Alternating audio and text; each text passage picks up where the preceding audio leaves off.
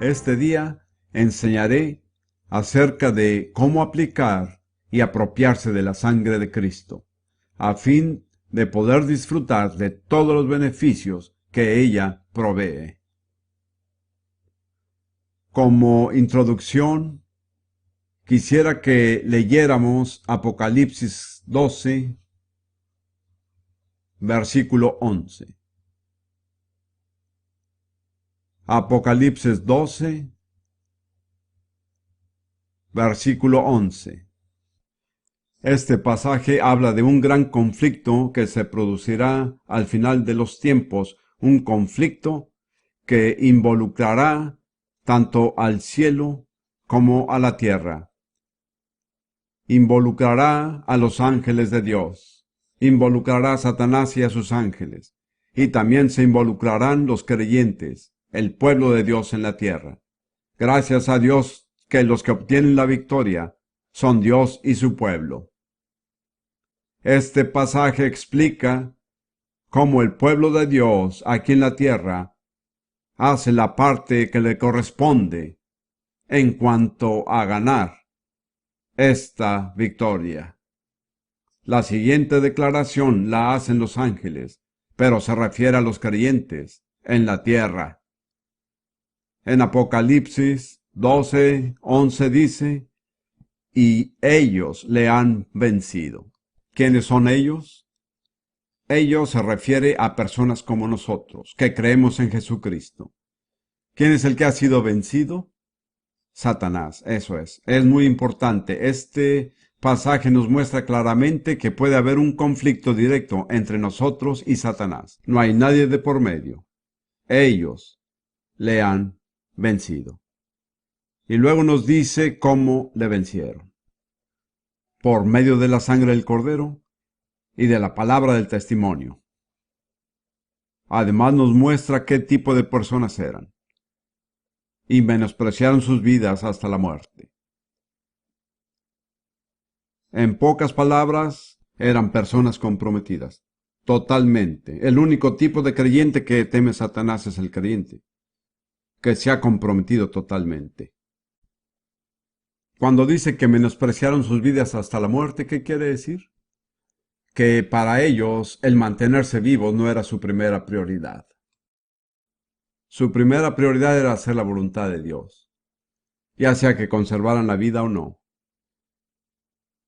Para ellos salvar su vida no era lo más importante. Lo más importante era serle fiel al Señor y hacer su voluntad.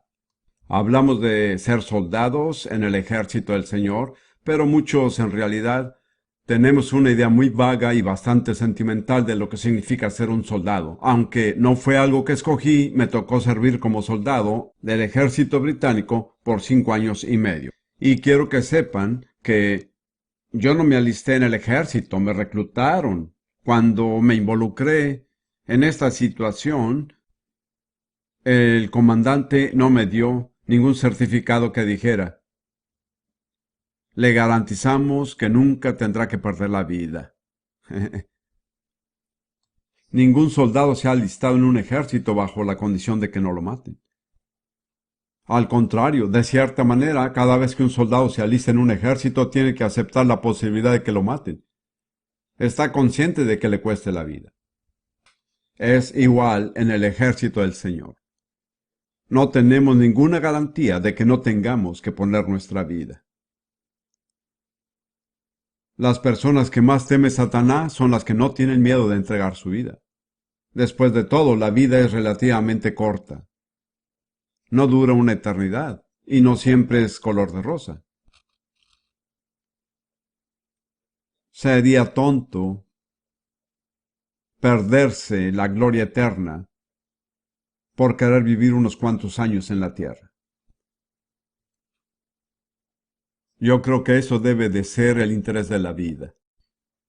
El tener un sentido de los verdaderos valores, de lo que es más importante.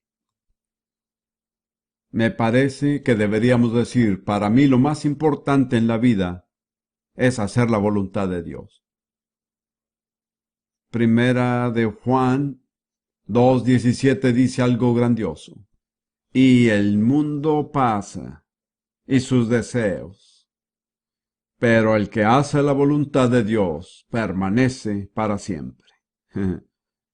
Cuando unimos nuestra voluntad a la voluntad de Dios en un compromiso total, somos inconmovibles e invencibles. Al alinearnos con la voluntad de Dios, llegamos a ser tan firmes e inquebrantables como su voluntad. El hecho de vivir o morir queda en segundo plano. Lo importante es que no podemos ser derrotados.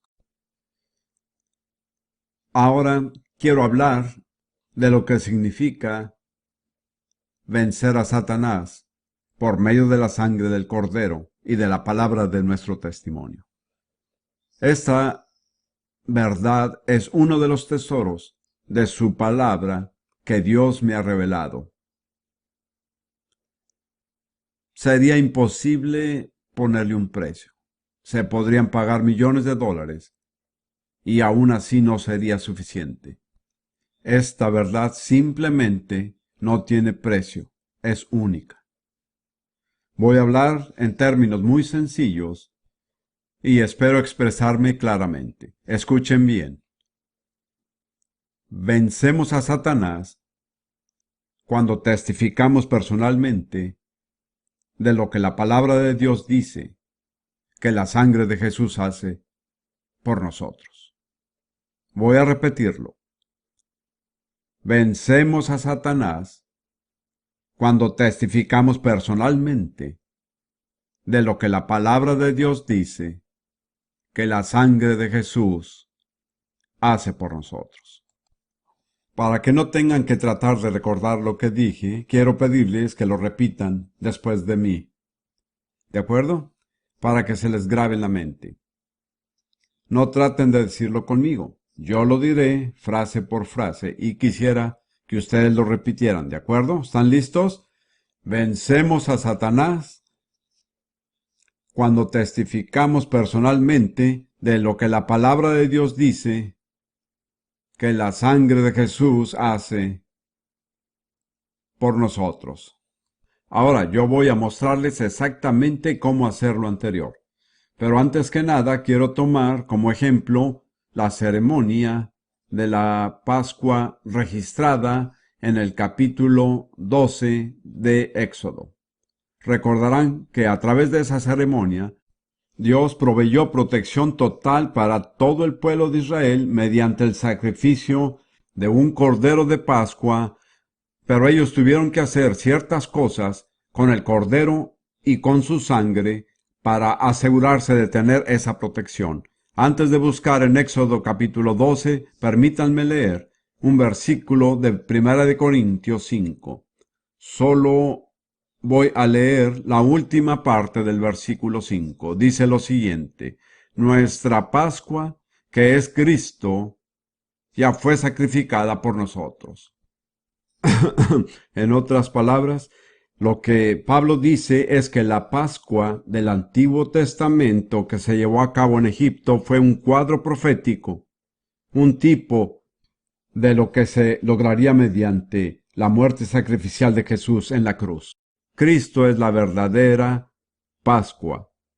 Es su sangre, no la sangre del Cordero Pascual, la que finalmente nos asegura la redención eterna. Sin embargo, las instrucciones que Dios le dio a Israel en cuanto a aplicar la sangre del Cordero son un magnífico modelo para nosotros. Ahora vayamos a Éxodo capítulo 12.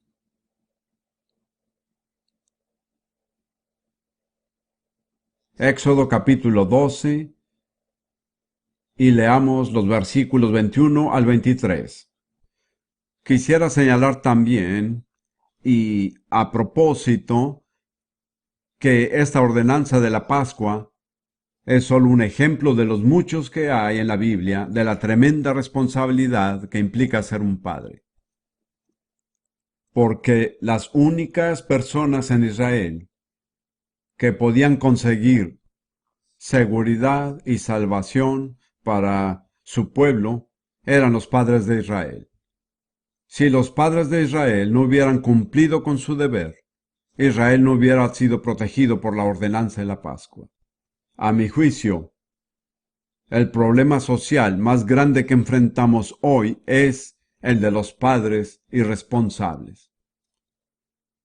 He dicho muchas veces en consejería a padres con hijos problemáticos que no hay hijos irresponsables, sino padres irresponsables.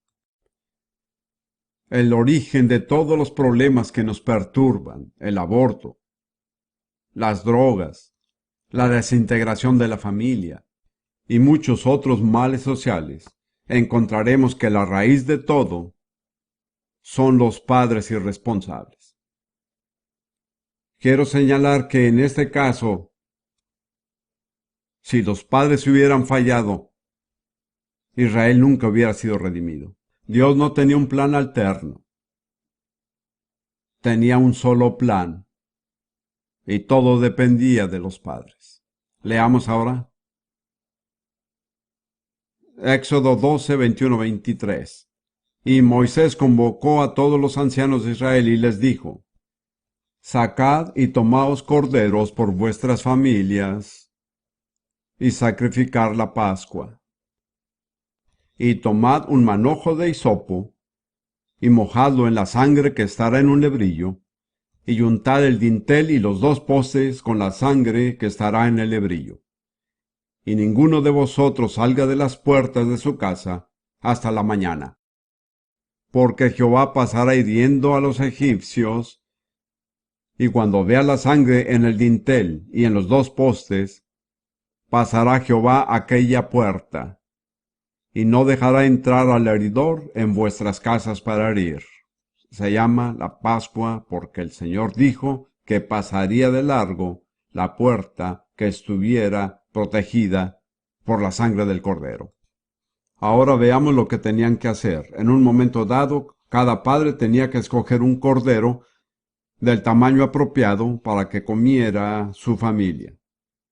Luego tenía que sacrificar el cordero y poner su sangre en una vasija. Su sangre era muy preciosa. No se podía derramar ni una gota. Ahora, el cordero había sido inmolado y la sangre estaba en la vasija. La sangre era la que los protegía, pero la vasija no protegía a ninguna persona. Tenían que tomar la sangre que estaba en la vasija y ponerla en las puertas de su casa. La untaban o rociaban en el dintel y los 2 postes de la puerta, pero nunca en el umbral, y no permitían que nadie pisara la sangre. Así que todo el destino de Israel dependía de que la sangre se llevara de la vasija a la puerta. ¿Cómo habían de hacerlo? Era muy sencillo. Dios les dijo que tomaran un manojo de hisopo. El hisopo es una mata que crece en todas partes en el Medio Oriente. Tomen un manojo de hisopo y mójenlo en la sangre que está en la vasija y rocíen con la sangre sobre la puerta usando el hisopo. El hisopo es una planta muy común y corriente que llegó a desempeñar un papel muy importante en la salvación de Israel.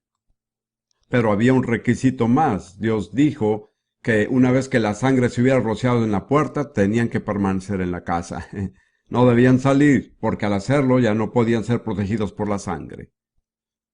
Pedro dijo, pero aún mantengan su dedo en Éxodo 12, si están ahí, y leamos Pedro. Primera de Pedro, capítulo 1, 1 y 2. Este es el saludo de Pedro. Pedro, apóstol de Jesucristo, a los expatriados de la dispersión en el Ponto, Galacia, Capadocia, Asia y Bitinia. Así es como los describe él.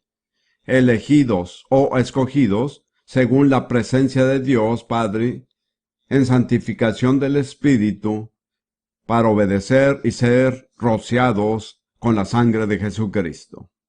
Fíjese en la palabra anterior a ser rociados. Dice obedecer. La sangre no es rociada sobre los desobedientes. No beneficiaba a nadie que desobedeciera y saliera de su casa. Por lo tanto, aunque hay protección absoluta en la sangre, solo aprovecha a los que obedecen. Ahora, volvamos a la ceremonia de la Pascua. La sangre estaba en la vasija y tenía que ser rociada en la casa. Tomaron un manojo de hisopo, lo mojaron en la sangre y rociaron la sangre en la puerta. Estaban a salvo. Ahora, Pablo dice que Cristo es nuestra Pascua, que ya fue sacrificada por nosotros. En otras palabras, Cristo fue inmolado hace casi 2000 años. Para usar los términos de la analogía, la sangre está en la vasija. Pero la sangre en la vasija no protege a nadie. Nos encontramos en la misma situación que Israel. Tenemos que sacar la sangre de la vasija y rociarla en nuestras casas. Así seremos protegidos con tal de ser obedientes. Por lo tanto, la pregunta es, ¿cómo hacer para transferir la sangre de Jesús de la vasija a nuestra morada? Volvamos a Apocalipsis capítulo 12:11. Y ellos le han vencido por medio de la sangre del Cordero y de la palabra del testimonio de ellos. ¿Recuerdan lo que dijimos? Vencemos a Satanás cuando testificamos personalmente de lo que la palabra de Dios dice que la sangre de Jesús hace por nosotros. ¿Qué es lo que hace que la sangre pase de la vasija a nuestra morada? Nuestro testimonio. Así es. El testimonio es algo muy sencillo, es decir, unas cuantas palabras de acuerdo a las Escrituras. Es como el manojo de hisopo. Sencillo, pero salva. Es nuestra protección. No puedo insistir lo suficiente en lo importante que es decir su testimonio. Hay otra escritura en Hebreos que está muy relacionada con este tema. Hebreos 3:1. Dice: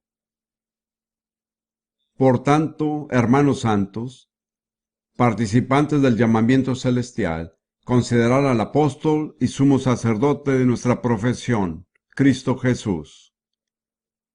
El autor de Hebreos dice que Jesús es el sumo sacerdote de nuestra profesión. ¿Sabe lo que es la confesión? La palabra confesión literalmente significa decir lo mismo que. De modo que para nosotros que creemos en la Biblia y en Jesucristo, la confesión implica decir con nuestra boca lo mismo que Dios dice en su palabra. Es hacer que nuestras palabras concuerden con lo que dice la palabra de Dios, y Jesús es el sumo sacerdote de nuestra confesión. Hermanos, sin confesión no hay sumo sacerdote. Jesús solo puede abogar por nosotros cuando hacemos la confesión de vida. Ya sea que lo llamemos testimonio o que la llamemos confesión, es absolutamente indispensable si queremos recibir la salvación de Dios. Jesús dijo que por nuestras palabras seríamos justificados o por nuestras palabras condenados. Fijamos nuestro destino mediante las palabras que hablamos.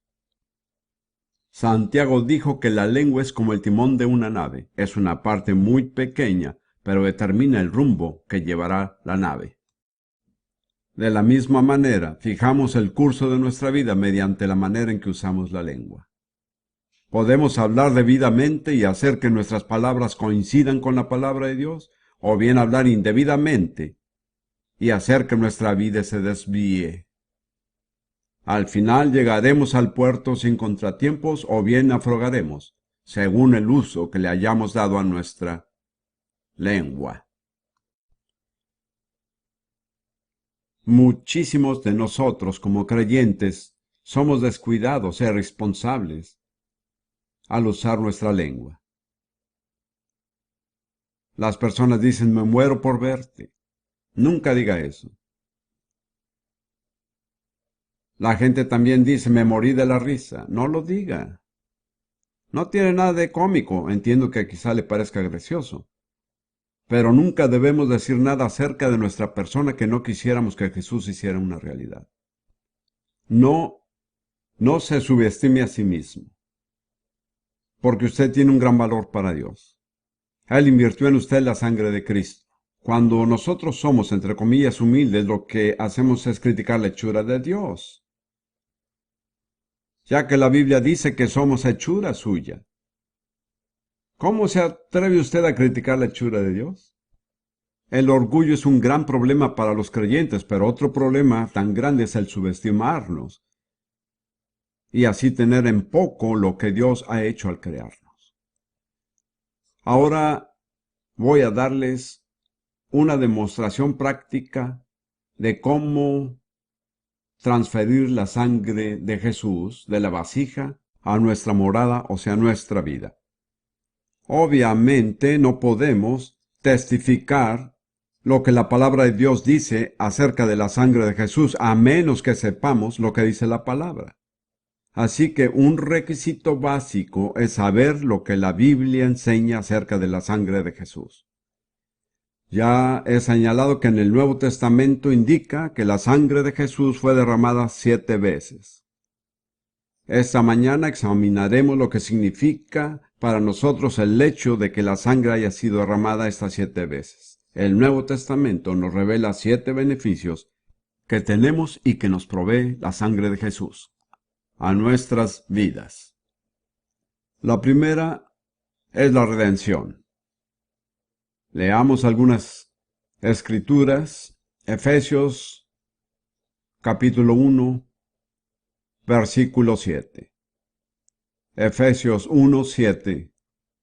En quien, es decir, Jesús, tenemos redención por su sangre. Redimir significa volver a comprar.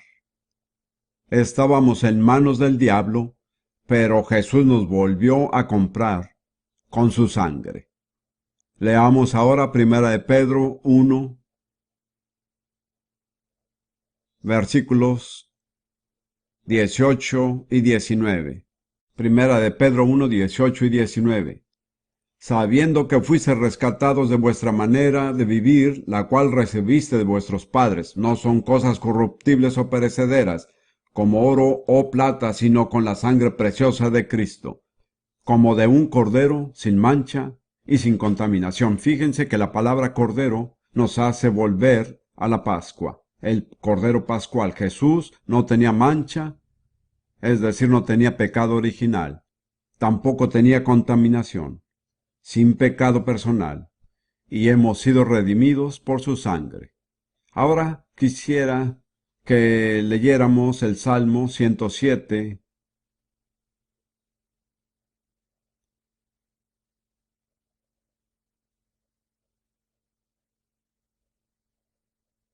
solo el versículo 2.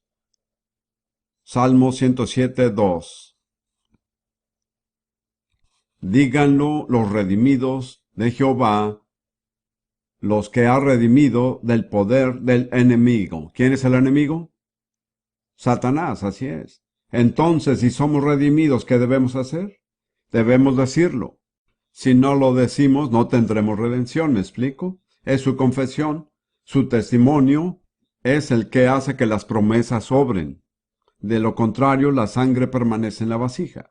Meditemos acerca de esto. Les daré un pequeño ejemplo. Esta no es la única manera en que se podría decir, pero mi testimonio personal es que mediante la sangre de Jesús he sido redimido del poder del diablo. Hermanos, no tengo ninguna duda de dónde estaba cuando Jesús tocó mi vida. Estaba en manos del diablo. No tengo ninguna duda al respecto de eso. Sin embargo, ya no estoy ahí, porque he sido redimido mediante la sangre de Jesús del poder del diablo. Ahora, quisiera invitarlos a decir esto conmigo para que reciban una bendición. Este mensaje será muy práctico. Les mostraré cómo apropiarse de muchas bendiciones, pero solo las recibirán si ponen su parte, ustedes mismos. De modo que yo lo diré primero, frase por frase, y quiero que ustedes lo repitan después de mí. Mediante la sangre de Jesús, he sido redimido del poder del diablo. Ahora vamos a decirlo todos juntos, ¿ok? Mediante la sangre de Jesús, He sido redimido del poder del diablo. Excelente. Me están mirando de una manera muy inteligente, pero en realidad es muy importante decírselo a otra persona.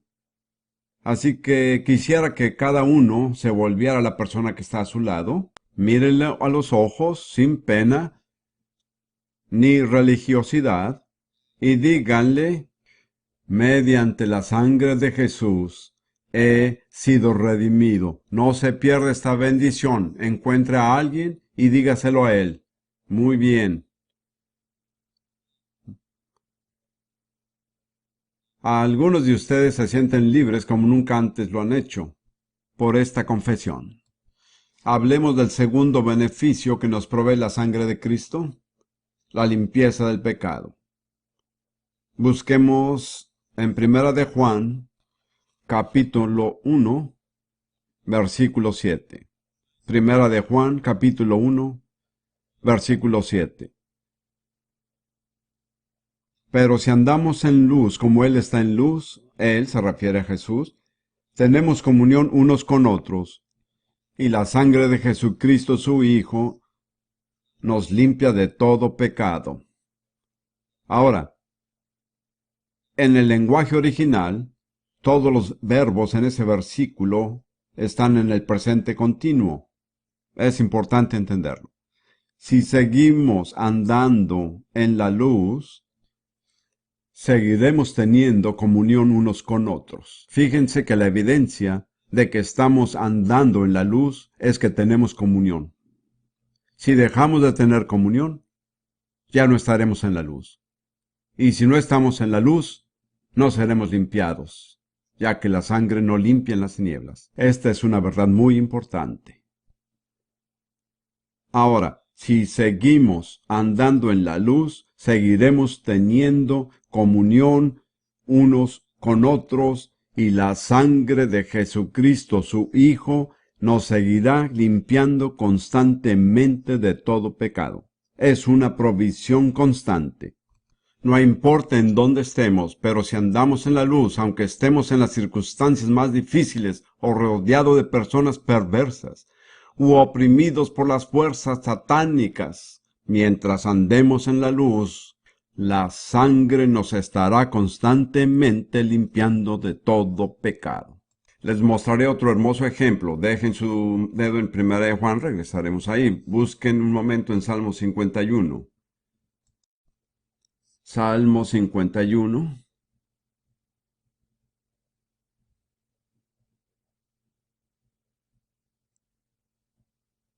Este es el salmo que David, convencido de haber adulterado y asesinado, se arrepiente de esos dos pecados tan horrendos. Volviéndose a Dios, David clama a Él con todo su corazón, pidiendo misericordia y perdón. No podemos leer todo el salmo, pero miremos lo que dice David en el versículo 7. Purifícame con hisopo, y seré limpio. Lávame, y seré más blanco que la nieve. ¿Se dan cuenta de que usa la palabra hisopo? ¿En qué estaba pensando? En la Pascua. Estaba pensando en la sangre del Cordero. Purifícame con hisopo, y seré limpio. Lávame, y seré más blanco que la nieve. ¡Qué privilegio es saber a dónde ir cuando hemos pecado! Me imagino que cada uno de los que estamos aquí tiene ese privilegio. Hermanos, piensen un momento en los miles de millones de personas que se sienten culpables y no saben a dónde ir. ¿Se imaginan cómo sería tener remordimientos de conciencia y sentirse atormentados por la realidad de su pecado? ¿Y no saber a dónde ir para encontrar el perdón y la paz? La mitad de la humanidad se encuentra hoy en esa condición. Muy bien, regresemos a Primera de Juan 1:7. Les daré un pequeño ejemplo, no lo tengo preparado, esto es algo más o menos improvisado, aunque lo haya hecho en otras ocasiones. Permítame decirlo de esta manera: mientras ando en la luz, la sangre de Jesús me limpia ahora y para siempre de todo pecado. ¿Saben por qué digo ahora? Porque quiero que se den cuenta de que es algo que ocurre ahora mismo. En este mismo momento, pero no solo en este momento, sino a partir de este momento, mientras ande en la luz. ¿Bien? ¿Quieren decirlo después de mí? Mientras ando en la luz, la sangre de Jesús me limpia ahora y para siempre de todo pecado. Bien, digámoslo ahora todos juntos. Mientras ando en la luz, la sangre de Jesús me limpia ahora y para siempre de todo pecado. Muy bien. El próximo gran beneficio es la justificación. La palabra justificación es una palabra teológica que desconcierta a algunas personas, pero en realidad no es una palabra tan mala. La palabra en griego, en su forma básica, quiere decir hacer justo. Sin embargo, tiene muchos diferentes matices. Veamos lo que dicen las Escrituras, Romanos 5:9.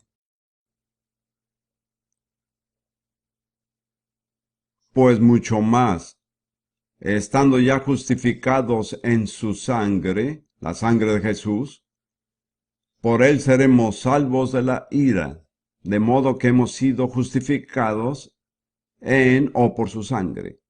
Por ejemplo, para entender mejor este concepto, imagínese lo siguiente: ha sido sometido a un juicio por un crimen de pena capital. Su vida está en juego. Pero el jurado pronuncia un veredicto de no culpable. Eso significa ser justificado. O sea, que ha sido exonerado. Sin embargo, significa que usted se le ha considerado justo, no con su propia justicia, sino con la justicia de Jesucristo. Quiere decir, además, que ha sido hecho justo. Significa todas estas cosas: exonerado, sin culpa, declarado justo, hecho justo. Quiero decirles que necesitamos grabarnos en la mente que al ser justificados es como si nunca hubiéramos cometido un pecado. ¿Por qué? Porque hemos sido hechos justos con la justicia de Cristo y Él nunca pecó. Él nunca fue culpable. Él no tenía pasado que borrar. Quiero que entiendan que nuestra propia justicia nunca nos llevará al cielo. Isaías dice que todas nuestras justicias son como trapos de inmundicia. Tenemos que soltar esos trapos sucios y permitir que la sangre de Jesús nos imparta la justicia de Jesús. Al hacerlo, el diablo no podrá acusarnos. Hay un hermoso pasaje, pero sigan con su dedo en Romanos, quizá regresemos. Las personas me dicen que les exijo que deben tener muchos dedos. En Isaías 61,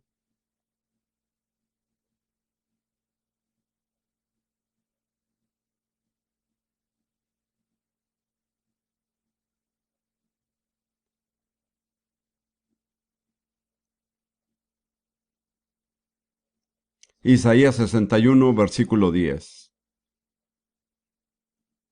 En gran manera me gozaré en Jehová. Mi alma se alegrará en mi Dios, porque me vistió con vestiduras de salvación. Me rodeó de manto de justicia. Dios nos da tanto salvación como justicia. Cuando confiamos en Jesucristo y el sacrificio que Él hizo por nosotros, somos vestidos con vestiduras de salvación, pero eso no es todo. Dios nos cubre también con el manto de justicia. En la Biblia de las Américas dice, me ha envuelto en manto de justicia. Somos completamente envueltos en la justicia de Jesucristo. El diablo no puede decir nada en contra de nosotros. Si le dice que ha cometido muchos pecados, ¿sabe qué decir? Que está de acuerdo. Dígale, tienes toda la razón, Satanás, pero todo eso quedó atrás. Ahora estoy vestido de la justicia de Jesucristo. trata de encontrarle algún pecado a esa justicia. Muy bien. Volvamos ahora a Romanos 5:9. Haremos un repaso de lo que hemos dicho y luego veremos hasta dónde llegamos. Escuchen muy bien ahora. Mediante la sangre. No intenten decirlo conmigo la primera vez, repítanlo después de mí. Mediante la sangre de Jesús soy justificado y exonerado. Ya no soy culpable. Dios me ha atribuido su justicia y me ha hecho justo, como si nunca hubiera pecado. ¿De acuerdo? Primero lo voy a decir yo y después lo repiten ustedes. Mediante la sangre de Jesús soy justificado y exonerado. Ya no soy culpable.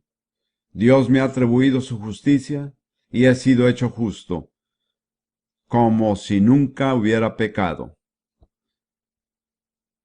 Ahora respiren hondo y digan, gracias Señor. Muy bien, ahora sigamos. El próximo beneficio es la santificación. Santificación.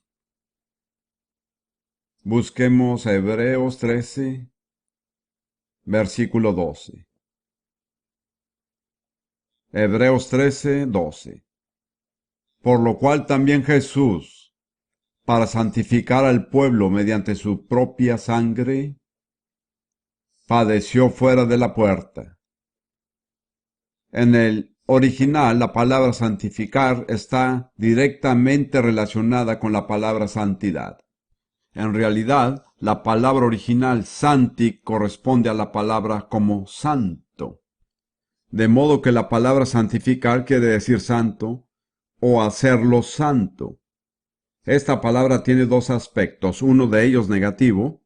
Hemos sido separados de todo pecado y de todo lo que nos pudiera contaminar.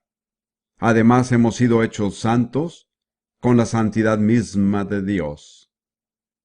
En el capítulo 12 de Hebreos, veamos esto por un momento. Hablando de la disciplina de Dios.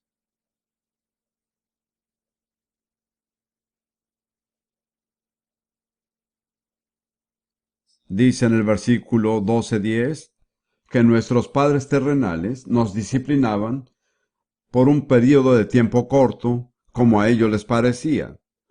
Pero Dios lo hace de una manera diferente. Hebreos 12:10. Y aquellos, nuestros padres terrenales, ciertamente por pocos días, nos disciplinaban como a ellos les parecía.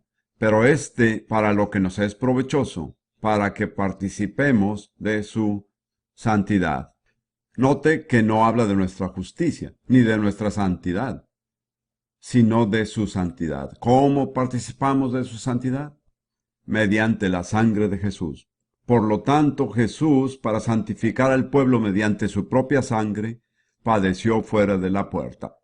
Ahora les mostraré cómo apropiarse de este beneficio de la sangre. Mediante la sangre de Jesús soy santificado, separado del pecado, apartado para Dios, hecho santo con la santidad de Dios. No sé si recordaré lo que dije, pero haré el intento. Esta vez repitan ustedes. Mediante la sangre de Jesús, soy santificado, hecho santo, apartado para Dios, separado del pecado, hecho santo con la santidad de Dios. No importa que cambiemos un poco las palabras con tal de que incluyamos las verdades fundamentales, eso es lo importante. Ahora, lo que hemos estado haciendo es mojar el hisopo en la vasija y rociarla sobre nosotros, ¿de acuerdo? Ahora vamos a seguir. Ya hemos hablado de la redención, la limpieza de pecado, la justificación y la santificación. Ahora hablaremos de recibir vida. Una vez oí a un predicador decir que todos los beneficios de la sangre de Jesús eran negativos. Es decir, que nos salvaban de algo. Me parece que es peligroso decir eso. No se me ocurre nada que sea más positivo que recibir vida. Leamos un momento Levítico 17:11, el pasaje que cité anteriormente. Levítico 17, versículo 11. Porque la vida de la carne en la sangre está, y yo os las he dado para hacer expiación sobre el altar por vuestras almas. Es la sangre la que hace expiación por el alma. Así que la vida de Dios está en la sangre de Jesús. La vida misma de Dios. La vida del Creador. Nuestra mente humana no tiene manera de calcular la magnitud de esta afirmación, porque el Creador es infinitamente mayor que todo lo que ha creado. Él creó el universo entero en un abrir y cerrar de ojos. Si solo pudiéramos comprender lo que encierra la sangre de Jesús. He dicho anteriormente que hay más poder en una gota de la sangre de Jesús que en todo el reino de Satanás,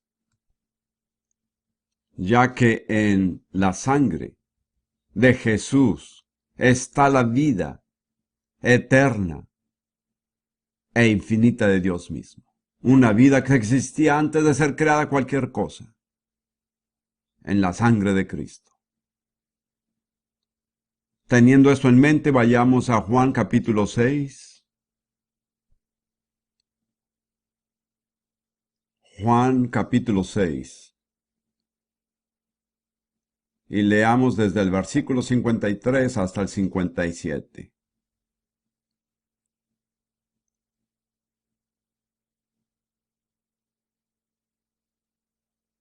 Juan 6, versículo 53. Jesús les dijo, de cierto os digo.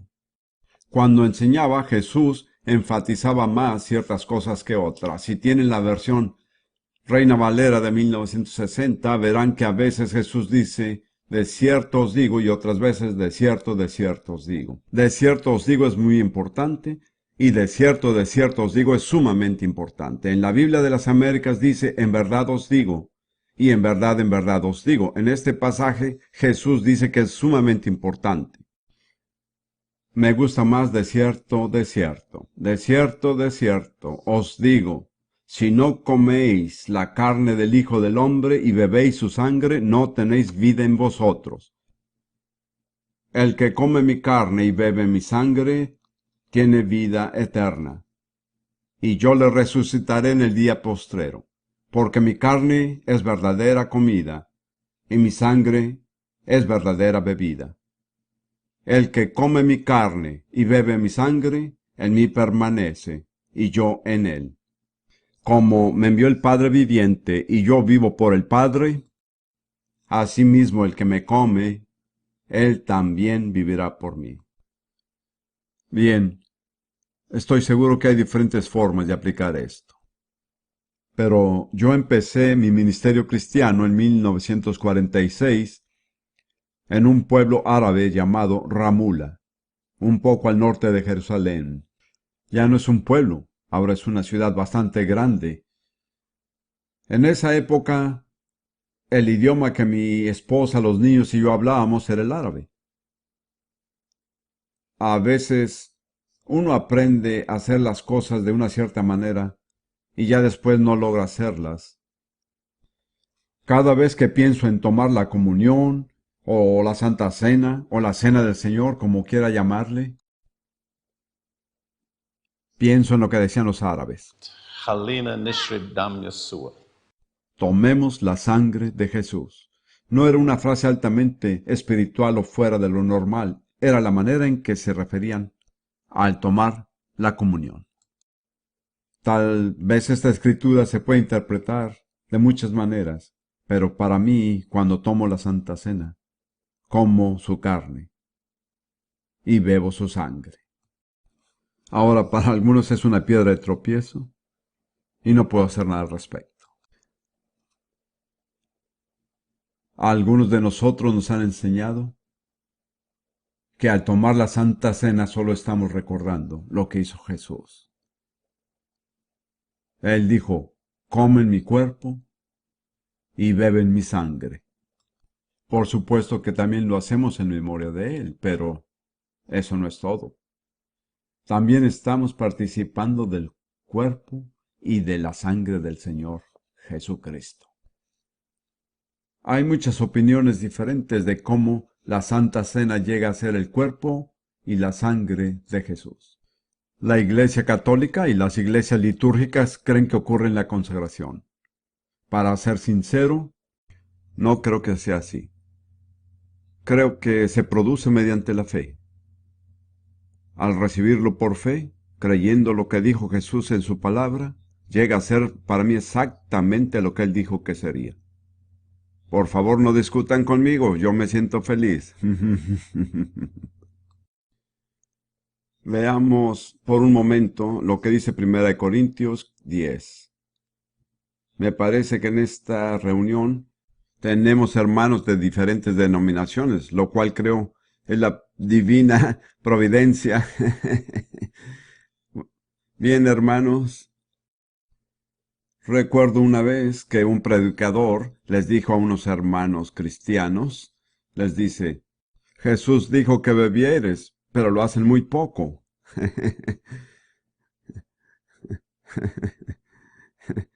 Muy bien, leamos un momento 1 Corintios 10.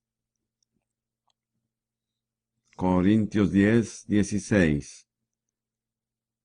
La copa de bendición que bendecimos no es la comunión de la sangre de Cristo. La comunión de la sangre de Cristo, es decir, la participación de su sangre. El pan que partimos no es la comunión o la participación del cuerpo de Cristo. Luego, Pablo sigue en el capítulo 11 y les recuerda cómo se instituyó la cena del Señor en los versículos 23 en adelante. Porque yo recibí del Señor lo que también os he enseñado, que el Señor Jesús, la noche que fue entregado, tomó pan, y habiendo dado gracias, lo partió, y dijo, tomad, comer, este es mi cuerpo. Esto es mi cuerpo que por vosotros es partido. Hacer esto en memoria de mí. Es cierto que lo hacemos en memoria de Él. Pero, ¿qué es lo que hacemos en memoria de Él? Tomamos su cuerpo.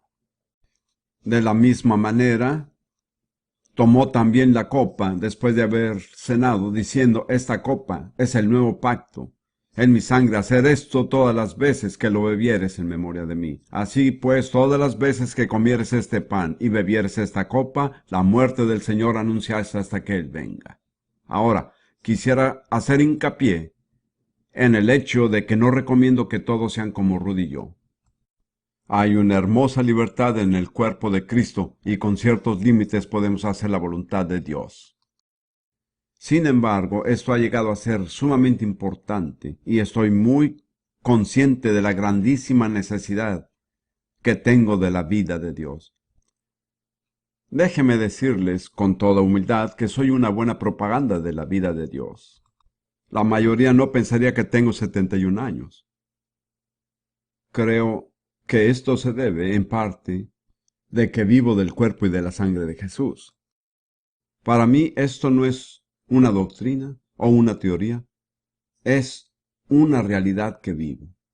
Esto es lo que hacemos nosotros. Por favor, entiendan que no estoy diciendo que ustedes también deben de hacerlo.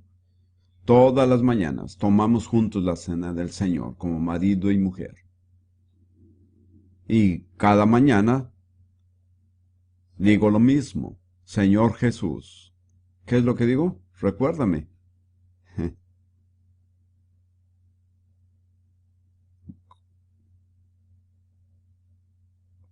Así es. Parto el pan y digo, Señor Jesús, al recibir este pan, recibimos tu carne. Entonces lo comemos. Luego compartimos una copita muy pequeña. Y digo, Señor Jesús, al recibir esta copa, recibimos tu sangre. Lo hacemos y haciendo esto, proclamamos su muerte hasta que Él venga. Lo hacemos más que nada en Jerusalén, donde menos de 1% de la población es cristiana. Qué gran privilegio es anunciar la muerte del Señor todos los días en la ciudad en la que Él murió. Un gran expositor bíblico del siglo pasado hizo un comentario al tomar la Santa Cena anunciando la muerte del Señor. Este maestro decía que cuando cumplimos con esta ordenanza, él dice que nos situamos fuera del contexto del tiempo inmediato. No tenemos ningún pasado sino la cruz, ningún futuro sino su venida. Proclamamos su muerte hasta que Él venga, y cada vez que lo hacemos recordamos que Él viene otra vez. Ahora, solo pensemos, ¿cómo vamos a confesar esto? Simplemente hagámoslo por fe.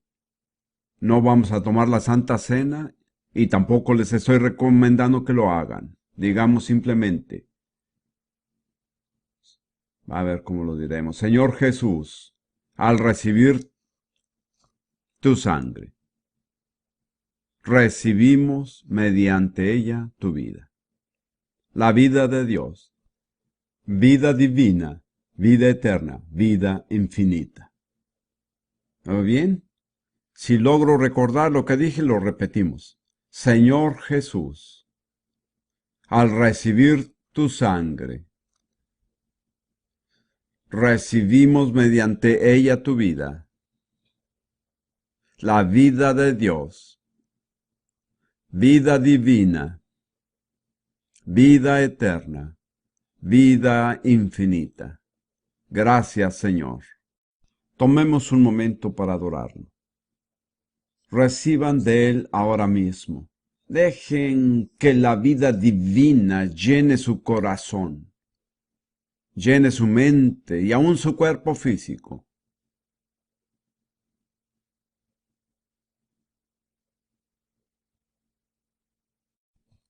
Pablo dijo que llegaría el momento en que la muerte sería absorbida por la vida. Me parece que el cuerpo va desgastándose y las enfermedades van minándolo. Este proceso puede ser absorbido por la vida de Dios a diario. Pablo dijo que aunque nuestro hombre exterior se iba desgastando, el hombre interior se renovaba de día en día. Hay suficiente vida en el hombre interior para sustentar al hombre exterior hasta completar su labor. Amén. Quisiera hablar de dos beneficios adicionales de la sangre de Jesús. El sexto beneficio es la intercesión. Busquemos en Hebreos 12 y leamos los versículos 22 al 24. Hebreos 12, 22. Quiero que se fijen en el tiempo verbal. La escritura comienza, os habéis acercado. No dice que nos vamos a acercar, ni que nos hemos acercado en la carne, sino que nos hemos acercado en el Espíritu. Luego hay una lista de 8 cosas a las que nos hemos acercado. Nos hemos acercado al monte Sión. Este es número 1. El número 2, a la ciudad del Dios vivo, Jerusalén la celestial. No la Jerusalén terrenal, sino la celestial. En tercer lugar, a la compañía de millares de ángeles, y prefiero la traducción que dice en festiva asamblea. No explicaré por qué se puede traducir de las dos maneras. Pero la Biblia de las Américas dice miríadas de ángeles en festiva asamblea. ¡Ja! Se ataviaron lo mejor para nosotros. Ver miríadas de ángeles vestidas de cualquier manera sería maravilloso, pero en festiva asamblea. Rudy y yo estuvimos en la ciudad de Belfast hace 3 años. Estábamos reunidos con un pequeño grupo de líderes en su casa. La presencia de Dios empezó a manifestarse entre nosotros mientras nos humillábamos ante los hermanos y Dios. Y por unos 10 minutos Ruth vio a muchísimos ángeles que iban pasando constantemente. Luego uno de ellos entró en el cuarto. Y en ese momento ella cerró los ojos. Y quiero que sepan que esto está dentro de los límites de lo que podemos experimentar hoy. No diferimos de las personas del Nuevo Testamento. Ellas eran iguales que nosotros. Bien, nos hemos acercado al monte de Sión, a la Jerusalén celestial, a miríadas de ángeles en festiva asamblea, y a la congregación de los primogénitos que están inscritos en los cielos, es decir, los que han nacido de nuevo, y están inscritos en los cielos. En quinto lugar, nos hemos acercado a Dios el juez de todos. Gracias a Dios, hermanos, que Dios no es el único que está ahí, si no, no seríamos salvos. En sexto lugar, a los espíritus de los justos hechos perfectos. A mi juicio, esto se refiere a los santos del Antiguo Testamento, quienes lograron mediante una vida de fe lo que logramos mediante el nuevo nacimiento. No es lo que logramos, sino lo que se nos da mediante el nuevo nacimiento. En séptimo lugar, nos hemos acercado a Jesús, el mediador del nuevo pacto. Es por esta razón que podemos estar ahí. Si solo estuviera Dios el juez, nunca entraríamos. Sin embargo, junto con Dios el juez está también Jesús, el mediador del nuevo pacto. Y finalmente, nos hemos acercado a la sangre rociada que habla mejor que la de Abel. La sangre rociada de Jesús, que intercede por nosotros en el cielo, se contrasta con la sangre de Abel. Hay 3 puntos fundamentales de contraste. La sangre de Abel fue derramada en contra de su voluntad. Jesús entregó su sangre voluntariamente. La sangre de Abel fue rociada en la tierra. La sangre de Jesús fue rociada en el lugar santísimo. La sangre de Abel clamaba por venganza, pero la sangre de Jesús clama por misericordia. Esta es una revelación tan hermosa que no quisiera que ninguno de ustedes dejara de recibirla.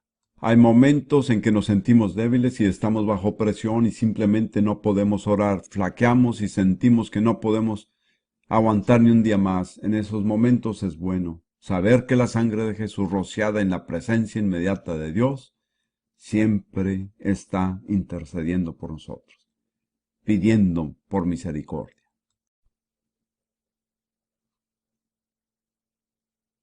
Hagamos una pequeña confesión para apropiarnos de esta verdad. Yo la haré. No la tengo preparada, pero gracias, Señor, que aun cuando no puedo orar, la sangre de Jesús intercede por mí en el cielo. Muy bien, ¿están listos para decirlo? Gracias, Señor, que aun cuando no puedo orar... A ver, espérense tantito, vamos a decirlo todos juntos. Gracias, Señor, que aun cuando no puedo orar, la sangre de Jesús intercede por mí en el cielo. Digámoslo una vez más, no estaba muy seguro. Gracias, Señor, de que aun cuando no puedo orar, la sangre de Jesús intercede por mí en el cielo. Amén. Y finalmente, tenemos acceso mediante la sangre de Jesús. Estos últimos 2 beneficios de la sangre nos hacen salir del ámbito material y temporal y entrar en el ámbito celestial, que es donde queremos estar. Busquemos en Hebreos 10, versículo 19 en adelante. Hebreos 10, versículo 19. Así que, hermanos, teniendo confianza o libertad. La palabra en griego quiere decir libertad de expresión. Es muy importante saber que la confianza nos da libertad de expresión. Recordemos que nuestro testimonio es vital. Si no testificamos, no lo tenemos. Así que, hermanos, teniendo libertad para entrar en el lugar santísimo por la sangre de Jesucristo, por el camino nuevo y vivo que Él nos abrió a través del velo, eso es, de su carne. Y teniendo un gran sacerdote sobre la casa de Dios, acerquémonos con corazón sincero, en plena certidumbre de fe, purificados los corazones de mala conciencia, y lavados los cuerpos con agua pura. Y mire lo que dice después: mantengamos firme, sin fluctuar, la profesión de nuestra esperanza. Hebreos 3:1 dice que Jesús es el sumo sacerdote de nuestra profesión. Hebreos 4:14 dice que retengamos nuestra profesión. Y Hebreos 10:23 dice que la mantengamos firme, sin fluctuar. ¿Qué nos dice esto? Cuando uno está en un avión y le dicen que se abroche el cinturón de seguridad, ¿qué se puede esperar? Así es, turbulencia. La palabra de Dios dice que hagamos la confesión, que retengamos nuestra confesión y la mantengamos firme sin fluctuar. Es como si Dios dijera: abróchense el cinturón de seguridad, va a haber turbulencia. No deje que la turbulencia lo lleve a desobrocharse. Sigue haciendo la confesión de vida.